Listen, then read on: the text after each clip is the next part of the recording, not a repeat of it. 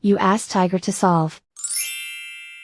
This deals with linear equations with one unknown. The final result is w equals -15/2. Let's solve it step by step. Isolate the f.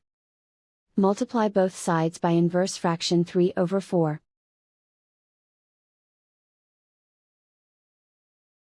Group like terms. Multiply the coefficients. Simplify the fraction. Multiply the fractions. Simplify the arithmetic. And so the final result is w equals -15/2.